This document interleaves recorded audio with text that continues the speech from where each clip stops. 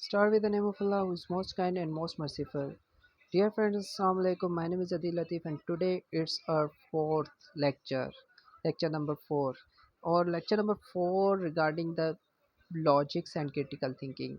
तो इसमें आज हम जो है डिस्कस कर रहे हैं difference between the argument structure जिसकी दो चीज़ें हैं प्रोपोजिशन और प्रीमिसेस और उनके दरमियान क्या डिफरेंस है और एक आर्ग्यूमेंट का स्ट्रक्चर कैसे बनता है और ये मोस्ट इम्पोर्टेंट और बेसिक कॉन्सेप्ट्स हैं लॉजिक्स और क्रिटिकल थिंकिंग के रिलेटेड। तो लेट अस डिस्कस देम। अब सबसे पहले कि एक होता है आर्ग्यूमेंट का स्ट्रक्चर बनता है और आर्ग्यूमेंट का स्ट्रक्चर जो होता है वो दो चीज़ों से मिलकर बनता है। तीन चीज़ें होती हैं, एक होता है प्रोपोजिशन, दूसरा होता है प्रीमिसेस, राइट, और तीसरी चीज़ होती है कंक्लूजन जो कि आगे जाके हम पढ़ते हैं। तो आर्ग्यूमेंट के स्ट्रक्चर में ये तीन ही बेसिक चीज़ें होती हैं। First of all let us discuss the proposition क्या होता है और प्रीमिसेस क्या होती हैं और इन दोनों का क्या डिफरेंस होता है दोनों चीज़ों में। तो प्रोपोजिशन हमने ऊपर भी पढ़ा था, but there is something difference between जो प्रीवियस प्रोपोजिशन पढ़ा था उसमें और ये वाला जो प्रोपोजिशन है। तो इसमें ये क्या है कि proposition is basically the conclusion statement, right. कि प्रोपोजिशन क्या होता है, एक कंक्लूजन वाली स्टेटमेंट, ऐसी स्टेटमेंट जिसमें हमें पता चले कि कौन सा कंक्लूजन निकला है, उस स्टेटमेंट को हम कहते हैं कि वो क्या है, प्रोपोजिशन है, राइट। और it is an statement with a true value, ये वो स्टेटमेंट है जो कि तो ये जो स्टेटमेंट होती है प्रोपोजिशन की वो 100% ट्रू और वैलिड होती है, इसको कोई फॉल्स कह नहीं सकता क्योंकि ये कंक्लूजन होता है, एंड रिजल्ट होता है जो हमेशा ट्रू होता है। और लेट मी टेल यू कि प्रीमिसेस क्या होते हैं। प्रीमिसेस क्या होता है, तो premises are the supportive arguments of conclusion. उस कंक्लूजन को प्रूव करने के लिए कि वो वैलिड है कि नहीं है, हम कुछ आर्ग्यूमेंट्स देते हैं, कुछ स्टेटमेंट्स देते हैं, कुछ रीजनिंग्स देते हैं और उन जो कि उस आर्ग्यूमेंट को सपोर्ट करें, राइट, जिनकी बेस पे जो है कंक्लूजन निकाला जाता है उसे हम कहते हैं प्रीमिसेस। वो क्या होती हैं, ऐसी स्टेटमेंट्स क्या होती हैं, प्रीमिसेस होती हैं, right. Premises premise in a proposition that is being used in a particular way to confirm a proposition of conclusion of true value। It means के प्रीमिसेस को इस तरह से यूज़ किया जाता है ताकि हम अपना जो कंक्लूजन है उसको कंफर्म कर सकें कि वो जो है हमारा वैलिड है कि नहीं है, हमारा जो कंक्लूजन वो ट्रू है कि नहीं है, वो किसकी बेस पे हमें कंफर्म होता है, वो प्रीमिसेस की बेस पे हमें कंफर्म होता है। प्रीमाइज की भी दो टाइप्स होती हैं, एक होता है प्राइमरी प्रीमाइज और दूसरी होती है सेकेंडरी प्रीमाइज। तो प्राइमरी प्रीमाइज क्या होती है कि the process by which we drive the conclusion, ऐसा प्रोसेस जिसमें से कंक्लूजन निकलता है from the premise is called the primary premise. कि एक ऐसी प्रीमाइज जिसमें से हम जो है डायरेक्टली जो है कंक्लूजन को ड्राइव करते हैं वो हमारी प्राइमरी होती हैं प्रीमिसेस, और दूसरी होती है जी जिसे हम मेजर प्रीमाइज भी कहते हैं। प्राइमरी प्रीमाइज को मेजर प्रीमाइज भी कहा जाता है क्योंकि वो एक स्ट्रॉन्ग आर्गूमेंट होता है as compare to secondary premise के। ठीक हो गया। जो प्राइमरी प्रीमाइज में जो आर्गूमेंट होते हैं वो ज़्यादा स्ट्रॉन्ग होते हैं as compare to secondary premises के, क्योंकि सेकेंडरी प्रीमाइजेस जो होती हैं वो माइनर प्रोपोजिशंस होती हैं, वो ज़्यादा स्ट्रॉन्ग नहीं होती हैं आर्गूमेंट को प्रूव करने के लिए। तो ये होता है जी ये दो टाइप्स थी प्रीमाइसेस की, एक प्राइमरी और दूसरी जो होती हैं सेकेंडरी प्रीमाइज होती है। ठीक हो गया। ये नीचे लिखा हुआ है drive from the Latin word means bring in. Next जो आर्ग्यूमेंट स्ट्रक्चर में कॉन्सेप्ट है वो है इन्फ्रेंस का स्ट्रक्चर। तो let us discuss about the inference. Inference का जो मीनिंग है उसका मतलब है अखज़ करना। ठीक हो गया। तो कोई क्या चीज़ जो है अखज़ की आपने, इसका ये डिक्शनरी में मीनिंग है। तो let us discuss its definition कि it is the whole process from the claim to conclusion, कि क्लेम से लेके कंक्लूजन तक का जितना भी प्रोसेस है उसको हम क्या कहते हैं, उसको हम कहते हैं कि ये इन्फ्रेंस है। जो इन्फ्रेंस वो बेसिकली रास्ता है, वो प्रोसेस है जिससे गुज़र कर हम अपने कंक्लूजन्स तक पहुंचते हैं। तो it is the process by which once the proposition is arrived affirmed confirmed on the basis of some other propositions, कि ये वो प्रोसेस है जिसकी बेस पे हम जो है कुछ जो है प्रोपोजिशंस तक पहुंचते हैं, उनको कलेक्ट करते हैं, और अदर प्रोपोजिशंस मेजर प्रीमाइस और माइनर प्रीमाइस जिसे हमें पढ़ लिया कि उन वो हमें मिल जाती हैं, और फाइनली उनकी बेस पे हम क्या ड्रा करते हैं। Thus it is a process that में tie together the cluster of propositions. अब क्लस्टर ऑफ प्रोपोजिशन को टाई टुगेदर करना मतलब कि कलेक्ट करना मेजर और माइनर प्रोपोजिशन को, और कंस्टिट्यूट एन आर्ग्यूमेंट, और एक आर्ग्यूमेंट बना देना। उसमें से हम क्या करते हैं, उस आर्ग्यूमेंट को जब बना देते हैं तो वो हमारा इन्फ्रेंस कराता है। ये जितना भी प्रोसेस है प्राइमरी और मेजर और माइनर प्रीमाइसेस को कलेक्ट करने का, या प्रोपोजिशंस को कलेक्ट करने का, उसे हम कहते हैं इन्फ्रेंस। लास्ट पे हमारी चीज़ आती है जिसे हम कहते हैं कंक्लूजन। तो आर्ग्यूमेंट स्ट्रक्चर में तीन ही चीज़ें होती हैं, मेजर प्रीमाइस, माइनर प्रीमाइस और कंक्लूजन, राइट। और इन्फ्रेंस वो प्रोसेस होता है मेजर और माइनर प्रीमाइस से गुजरते कंक्लूजन तक पहुंचने का, जो प्रोसेस होता है उसको हम इन्फ्रेंस कहते हैं। तो कंक्लूजन क्या है कि every argument that capture the conclusion, एक ऐसा आर्ग्यूमेंट जिसमें कंक्लूजन निकले उसे हम कहते हैं कि ये क्या है, हमारा नतीजा निकले, वो कंक्लूजन होता है। और conclusion of an argument is the proposition that is affirmed on the basis of other propositions of an argument, कि एक आर्ग्यूमेंट की प्रोपोजिशंस कौन सी हो सकती हैं, दो ही हो सकती हैं, मेजर प्रीमाइस और माइनर प्रीमाइस, जो कि ऊपर हम डिस्कस कर चुके हैं। उन्हीं की बेस पे हम क्या निकालते हैं, हम कंक्लूजन निकालते हैं, और उसे हम क्या कहते हैं कि वो आर्ग्यूमेंट का कंक्लूजन है। Those other propositions are assumed as providing supporting background of the for the conclusion are premises of argument। तो वो जो propositions होती हैं जिसे हमने इधर अदर propositions का नाम दिया है, assume to provide the वो supportive background होती हैं। हमने पढ़ा भी था कि conclusion की किसकी बेस पे जो है निकाला जाता है, तो प्राइमरी और मेजर प्रीमाइस की बेस पे निकाला जाता है, राइट। तो मेजर और माइनर प्रीमाइस जो होते हैं वो बेसिकली कंक्लूजन को सपोर्ट कर रहे होते हैं, वो कंसीडर किए जाते हैं एज अ सपोर्टिव बैकग्राउंड। जब वो सपोर्टिव बैकग्राउंड के तौर पे कंसीडर किए जाते हैं तो इट मीन्स के वो जो हैं वो बेसिकली कंक्लूजन है, राइट, जो कि निकला है on the basis of premises major और माइनर, जो कि कंक्लूजन का सपोर्टिव बैकग्राउंड है, जिससे ये प्रूव होता है कि ये हमारा कंक्लूजन जो है वो वैलिड है, राइट। तो ये था हमारा स्ट्रक्चर ऑफ एन आर्ग्यूमेंट, जिसमें हमने ओवरऑल अगर रिव्यू करें इसको तो एक स्ट्रक्चर ऑफ आर्ग्यूमेंट होता है वो जो कि तीन चीज़ों से बनता है, प्राइमरी प्रीमाइस, मेजर प्रीमाइस और मेजर प्रीमाइस, माइनर प्रीमाइस, और तीसरी चीज़ हमारी थी कंक्लूजन, राइट। तो ये तीनों चीज़ें और जो प्रोसेस होता है इन चीज़ों को कलेक्ट करके कंक्लूजन तक पहुंचने का, उसे हम कहते हैं इन्फ्रेंस। तो अब हम पढ़ते हैं कि कुछ इंडिकेटर्स होते हैं, जिनकी मदद से हम फाइंड आउट कर सकते हैं कि ये स्टेटमेंट्स दी हुई हों 4 से 5, उनमें से हमें कैसे पता चलेगा कि कंक्लूजन क्या है। तो कुछ इंडिकेटर्स होते हैं जिनके मदद से हमें पता चल सकता है कि ये इस स्टेटमेंट का कंक्लूजन है। तो अब वर्ड और द फ्रेज सच एज कि कोई ऐसी स्टेटमेंट जिसमें वर्ड यूज़ किया हुआ ये जो है यूज़ किया हुआ सो, ये टर्म्स यूज़ की हुई हो, for example S O so, therefore, thus, appearing in an argument usually indicating what follows it is a conclusion of an argument, कि ये जितनी भी टर्म्स नीचे दी हुई हैं such as, therefore, as a result, so, thus, ये सारी एग्जांपल्स अगर किसी स्टेटमेंट में यूज़ की हुई हैं तो उसे हम कहते हैं कि these are the conclusion of an argument। तो फ्रेंड्स कैसे पता चलेगा कि हमें के प्रीमाइस के प्राइमरी मेजर या माइनर प्रीमिसेस इस आर्ग्यूमेंट्स में अगर स्टेटमेंट्स हमें दी हुई हों 4 से 5 और उसमें से हमें पता लगाना हो कि प्रीमाइसेस क्या है, कौन सी इसमें से प्रीमाइसेस हैं, और कंक्लूजन का तो हमें पता चल गया है, तो वो भी पॉसिबल है।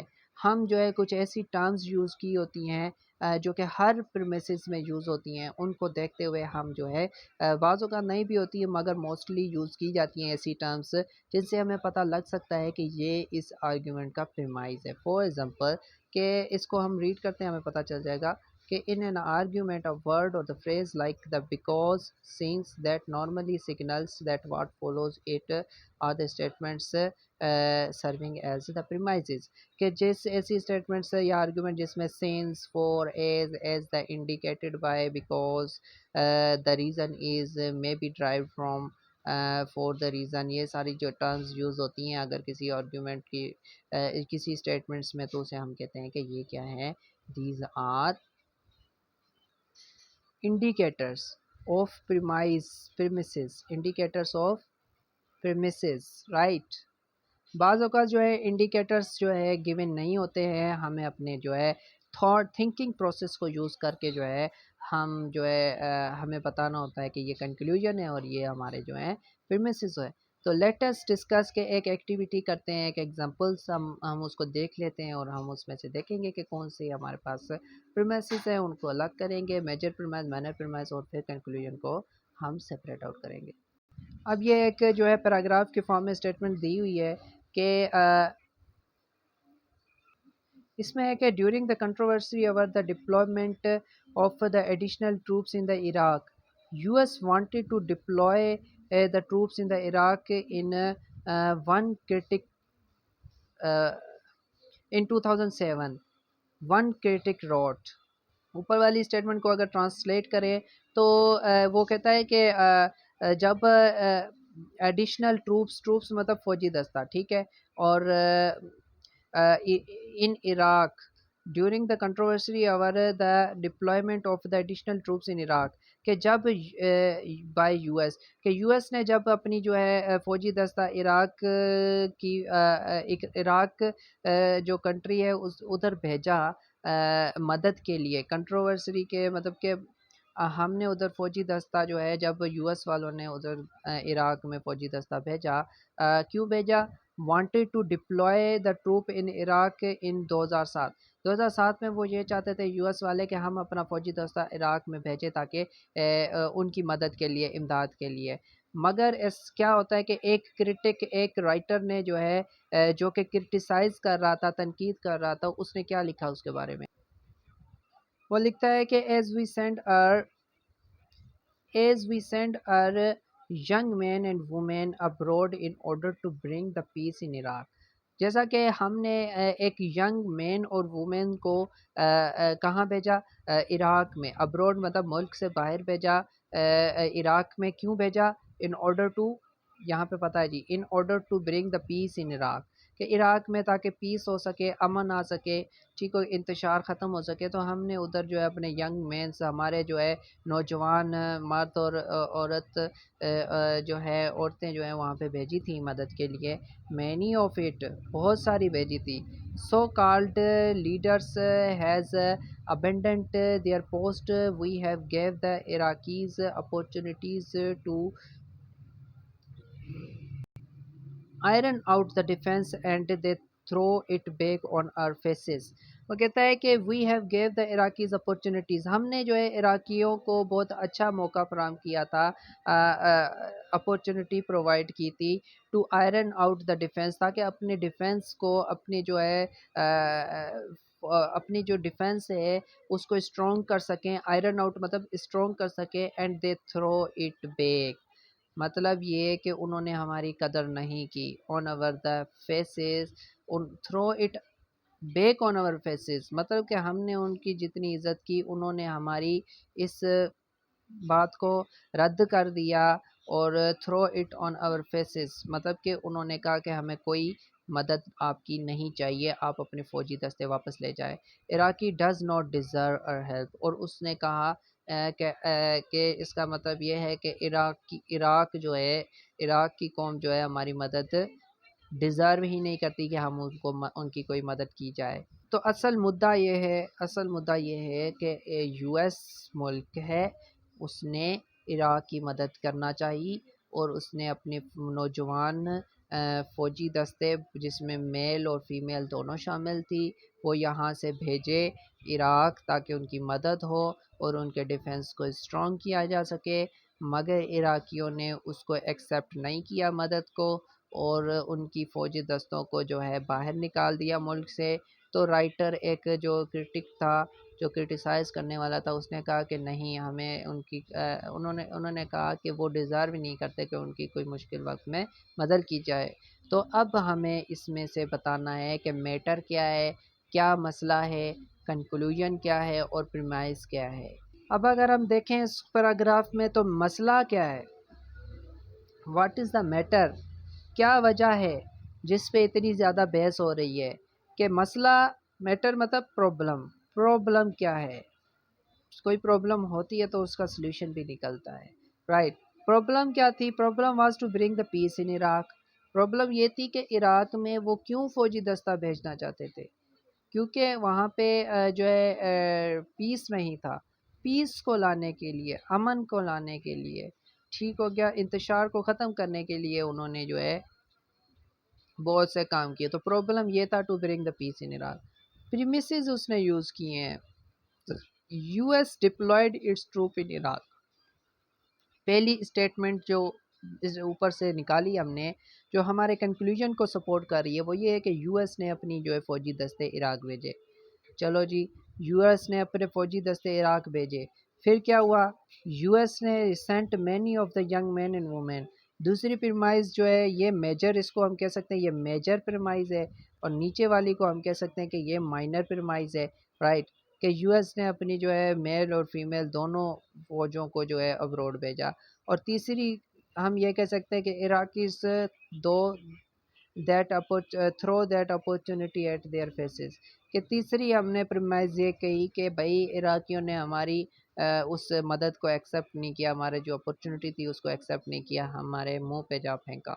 तो उससे क्या नतीजा निकला, नतीजा ये उसी ने उसमें बता दिया है स्टेटमेंट्स में कि Iraq does not deserve help. कि इराकी जो है, उसने क्रिटिक ने जो नतीजा निकाला था कि इराकी जो लोग हैं वो हमारी हेल्प को डिज़र्व ही नहीं करते, वो ये डिज़र्व ही नहीं करते कि उनकी कोई मदद करे। तो ये हमारा एक स्टेटमेंट जो है, इसमें कहीं पर भी हमारे पास कोई इंडिकेटर नहीं था, हमें खुद दिमाग लगा के ये प्रॉब्लम क्या है, राइट, प्रॉब्लम क्या है उसको आइडेंटिफाई करना होता है। फिर मैसेज जो स्टेटमेंट्स हैं, जो कि हमारे कंक्लूजन, हमने कंक्लूजन क्या बताया कि इराकी डिज़र्व ही नहीं करते हमारी हेल्प, तो उसका प्रीमिसेस में जो है सपोर्टिव स्टेटमेंट्स हैं, सपोर्टिव स्टेटमेंट्स है जिनके ज़रिए हम कंक्लूजन जो है निकालते होते हैं। तो वो प्रीमिसेस हैं जिसमें उसने बताया कि भाई यूएस में हमने ये यूएस क्यों जो है वो इराकी जो है हमारी हेल्प डिज़र्व नहीं करते, क्योंकि वो हमने उनकी बहुत अपॉर्चुनिटी, हमने जो उनको बहुत अच्छी अपॉर्चुनिटी दी, उनको मदद करना चाहिए, मगर उन्होंने हमारी मदद को रिजेक्ट कर दिया, हमारी हेल्प को उन्होंने रिजेक्ट कर दिया, राइट। तो आज तो एक और चीज़ होती है कि स्टेटमेंट बहुत बड़ी दी जाती है, 10 लाइंस का, 12 लाइंस का अगर हमें पैराग्राफ है तो 1/3 हम उसको लिखते हैं। इट मीन्स कि अगर हमारे पास जो है 12 लाइन है, तो उसका तीसरा हिस्सा हम जो है उधर जो है लिखते हैं, उसको प्रिसाइज़ करते हैं। अगर 12 लाइन्स हैं तो उसको हम मिनिमम 3-4 लाइन्स तक लेके आते हैं, तो उसे हम प्रिसाइज़ राइटिंग कहते हैं, राइट।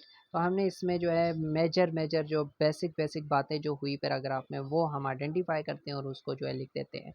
तो बेसिक बातें यही हुई कि in order to bring the peace in Iraq, Iraq में जो है पीस लाने के लिए यूएस ने अपनी फ़ौजें जो है deployed its troops in Iraq and sent the abroad. के इराक में अपनी फ़ौजी दस्ते भेजे, Iraqis kicked out their opportunities, Iraq के लोगों ने उसकी कदर नहीं की। इसी वजह से क्या हुआ, इराक की जो है हमारी हेल्प डिज़र्व नहीं करते। अब देखो कि पैराग्राफ कितना बड़ा था और हमने इसको कितना जो है छोटा बना दिया है, प्रिसाइज़ कर दिया है। तो बाज़ औक़ात ये भी होता है कि आपको प्रिसाइज़ राइटिंग का भी कहा जाता है। तो आपके लिए इतना ही। आई होप कि आपको जो ये कॉन्सेप्ट्स जो है अच्छे तरीके से समझ आए होंगे, और मज़ीद जो है इससे प्रीवियस लेक्चर्स जिसने नहीं देखे हैं उनको भी स्टडी कर लें, थोड़ा देख लें, ताकि मज़ीद आपके कॉन्सेप्ट स्ट्रॉन्ग हो सके और जो है नॉलेज में इंक्रीमेंट आ सके। और मैंने अगर वीडियो अच्छी लगी हो तो, और आप समझते हो कि इस वीडियो से आपको जो बेनिफिट हुआ है, तो आप इसको लाइक और सब्सक्राइब ज़रूर कीजिए, हमारे साथ जुड़े रहिए। ओके, अल्लाह हाफिज़, टेक केयर, थैंक यू।